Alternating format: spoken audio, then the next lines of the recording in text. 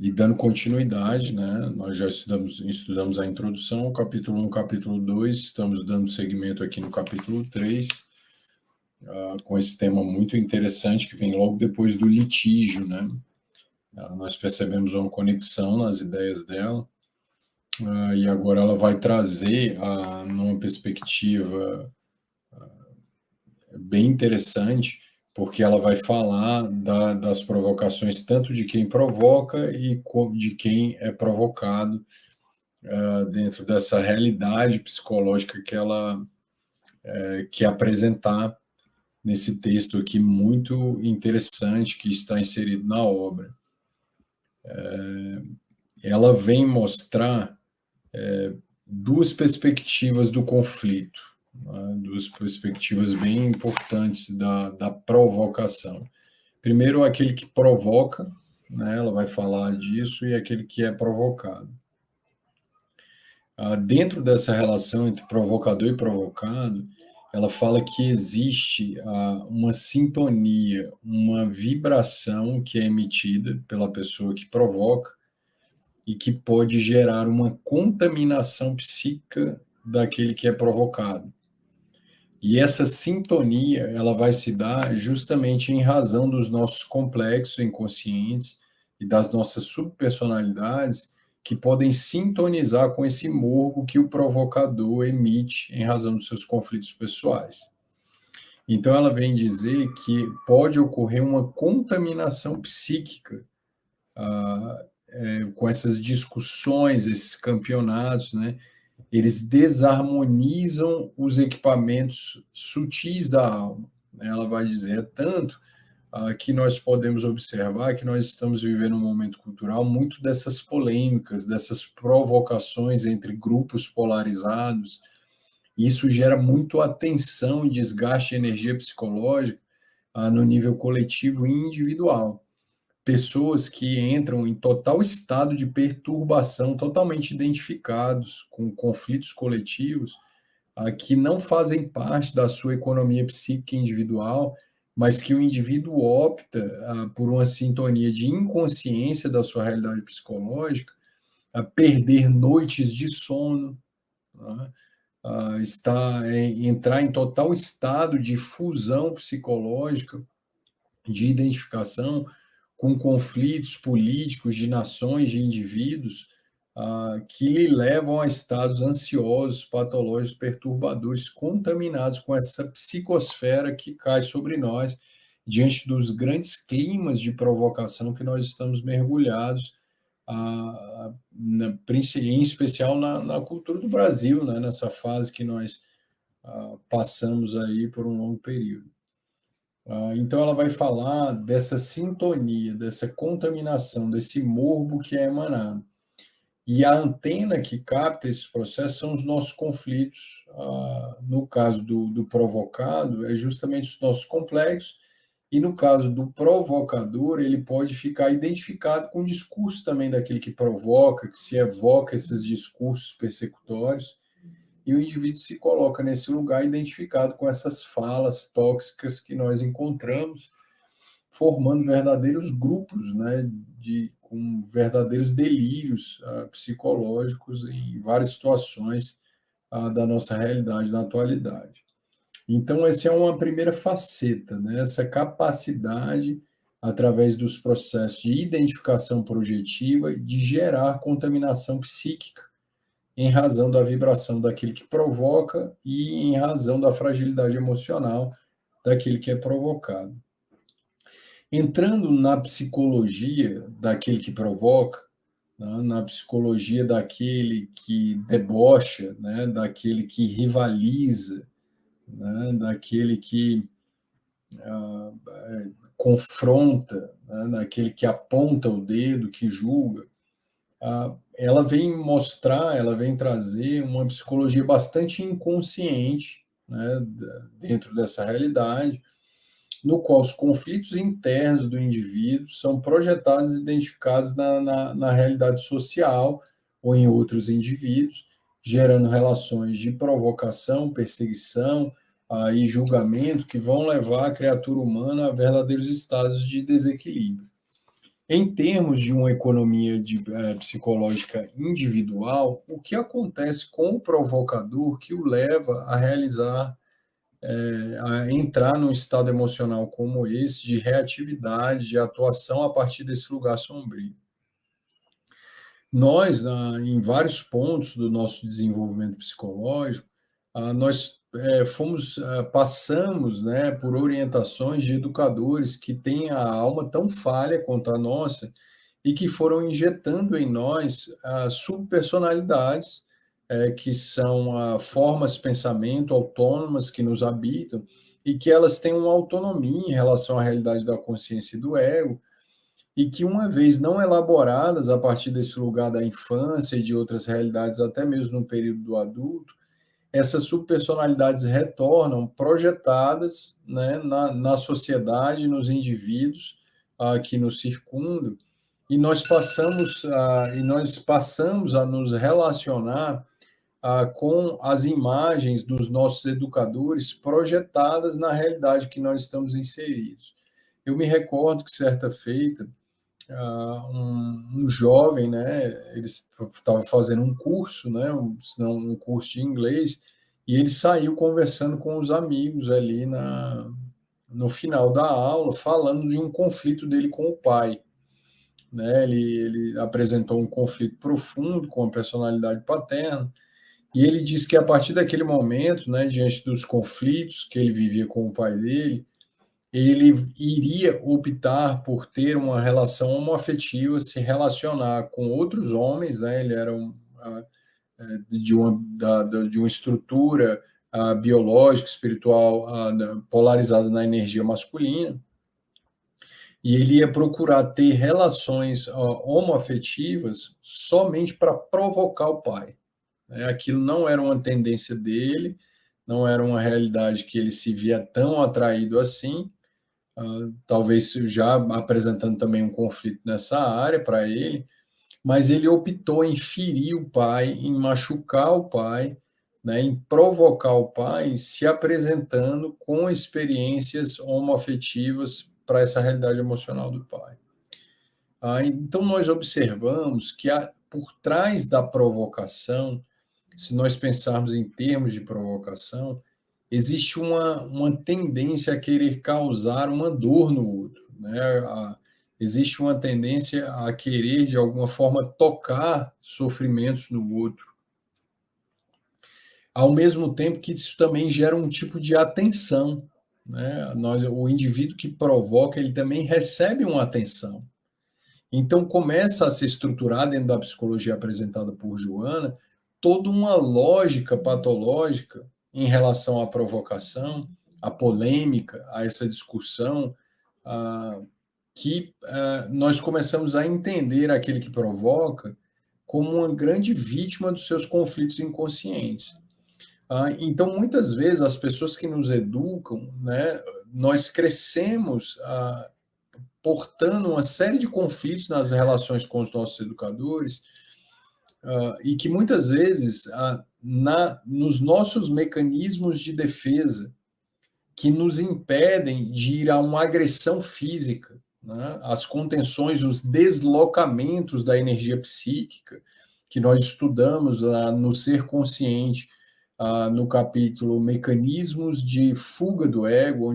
onde a Joana vai falar dos deslocamentos, da projeção, da identificação, da compensação, que são mecanismos de defesa do ego. Nós percebemos que esses núcleos, eles vão ser deslocados, projetados e identificados no adulto, gerando esse perfil polêmico e provocador. Primeiro, a partir de um momento em que o indivíduo projeta a realidade paterno-materna nos indivíduos, e a partir disso ele tenta agredir, ele tenta ferir, ele tenta magoar tanto quanto ele foi ferido e magoado. Então, essa fala agressiva que tenta ferir, provocar, julgar, sem qualquer compaixão, sem piedade, fala também de uma criança muito ferida e que muitas vezes cresceu nesse lugar de julgamento, nesse lugar ferido. E, posteriormente, na relação social, esses conflitos são atualizados novamente nas relações entre os indivíduos, e aqueles que ocupam essa imagem de uma energia paterno-materna, ou em conflitos sociais que são portadores de como grandes telas em branco, onde nós vamos nos projetar nesses indivíduos, esses conflitos retornam atualizados e nós ficamos brigando com as imagens dos nossos educadores na nossa realidade atual, com provocações, né, demonstrando a nossa mágoa, as nossas feridas infantis sendo destiladas na realidade social, ou nas nossas relações pessoais, ou naqueles a quem escolhemos como vítimas, para atacar, né, demonstrando a projeção das nossas feridas nesses indivíduos. Isso vai fazer com que o indivíduo monte uma defesa contra esse complexo de inferioridade.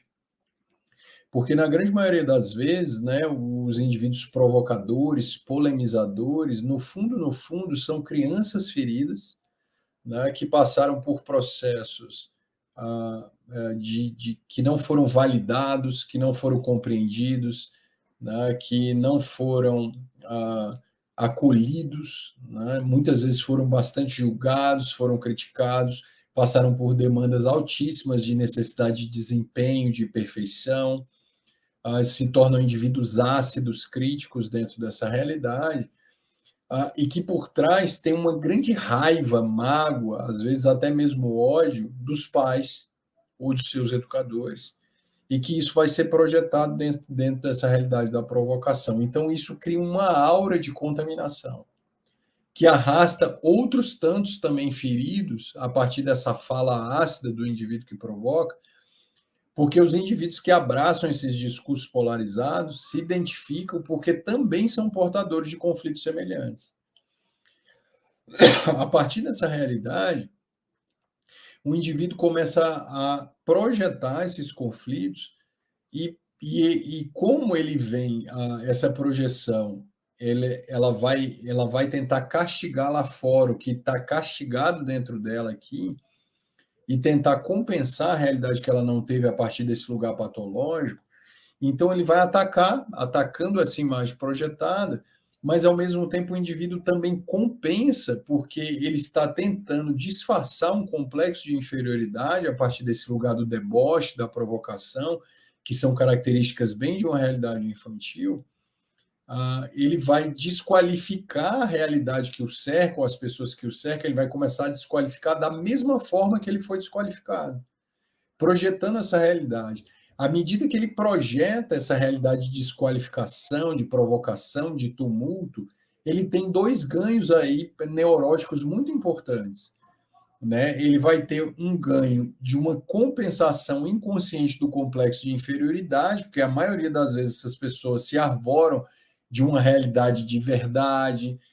seja ela intelectual, moral, seja ela em algum nível onde ele se vê, tem uma autovaloração inflada. O ego se vê a partir de um lugar inflado, onde o indivíduo munido de uma realidade que é falsificada pelos seus conflitos inconscientes, ele se vê no direito de ser portador desse conhecimento e, a partir disso, construir essa figura ácida que vai contaminar outros indivíduos e ferir aquele a quem escolhe como vítima. Então, ocorre uma compensação do complexo de inferioridade que o indivíduo é portador, onde ele começa a falar de um lugar de autoridade ou de um lugar de conhecimento, e ao mesmo tempo que ele fala desse lugar, ele gera uma polêmica e a criança ferida começa a ser satisfeita, porque a partir desse lugar de compensação inflada, o indivíduo começa a receber atenção. Ele até muitas vezes começa até a atrair outros seguidores. Então ele começa a ter ganhos neuróticos para satisfazer uma realidade psicológica que ele não teve na infância. A validação dos pais, o acolhimento dos pais, o reconhecimento, a falta de cobrança, existe uma cobrança do outro, né, que é provocado, né, e vai desenvolvendo uma personalidade, muitas vezes até perversa, uma personalidade impiedosa, um indivíduo impiedoso que não compreende as quedas e as crises do outro, onde muitas vezes não tem gratidão, não tem um olhar de compaixão sobre o outro, e elege muitas vezes o outro sem ver o outro na integralidade, no sentido de que muitas vezes são indivíduos que praticaram muitos atos bons, mas que caíram uma vez e que merecem, até pelos atos positivos que praticaram, essa compreensão, essa aceitação e essa análise lúcida, para que ele possa se soerguer e não desistir da sua jornada a partir desse lugar. Então, o indivíduo começa a ter esses dois ganhos. Ele compensa o complexo de inferioridade que ele é portador a partir de uma fala inflada, autovalorada em excesso, de um lugar de uma verdade intelectual, moral, o portador de uma lei interna que ele mesmo criou. A partir do momento que ele usa, muitas vezes, até de um conhecimento real, intelectual conquistado, onde tem uma análise prudente, mas a partir desse lugar, que não é mais um lugar de amor, mas um lugar de poder, ele passa a se mergulhar, tomado por essa sombra, ele passa a atacar como ele mesmo foi atacado, identificado com os seus educadores que o atacaram, e continua a ferir a criança no outro, que é projetada no outro da mesma forma também como ele foi ferido. Então ele fica girando nesses papéis a partir dessa lógica patológica da provocação. Então ele projeta uma criança, a própria criança ferida no indivíduo a quem ele castiga e provoca e chama para essa energia de polêmica, ao mesmo tempo que ele se identifica com os seus provocadores, com os seus acusadores, com os seus maus educadores. Com isso, com essa realidade dúbia do conflito que ele vive, ele atrai atenção, satisfazendo a necessidade da criança que se encontrava ferida nesse sentido. Então, ele vai receber atenção, ele vai ter ganhos, ele vai ser ouvido, mas ele vai ser ouvido não a partir de um lugar de reconhecimento amoroso, mas a partir desse lugar patológico que ele não conseguiu superar. Diante disso, se o indivíduo que é provocado recebe essa fala e se identifica, né, com essa realidade através dos mecanismos automáticos do inconsciente, ele é arrastado para essa lógica, né, o indivíduo vai ser arrastado a partir dessa lógica de desqualificação, de provocação de julgamento, e isso vai gerar uma psicosfera coletiva perturbadora. Então, a Joana, ela vem dizer como isso é perigoso, e ela vem dizer que a melhor resposta para crianças feridas, né, para indivíduos inconscientes da sua realidade como essa, é o silêncio. Porque aí você evita o ganho da atenção que a criança quer, essa criança que agora não é mais uma criança, mas é um pigmeu patológico e sombrio que atua, e isso faz com que ocorra uma desvitalização da polêmica. Ela não ganha crédito, ela não ganha fogueira, ela não ganha combustível para a fogueira. Isso vai desvitalizando o conflito, como quem atuando a partir de um silêncio explica: tu não precisa ser amado ou receber atenção a partir desse lugar, né? Desse lugar onde tu usa muitas vezes até um conhecimento real conquistado para ferir. Tu pode ser valorizado a partir de outro lugar. O silêncio causa esse efeito psicológico salutar e coloca aquele que é provocado numa situação de equilíbrio, tocado por uma energia divina, que não vai se deixar arrastar por essa sombra instintiva e patológica da realidade do indivíduo que provoca.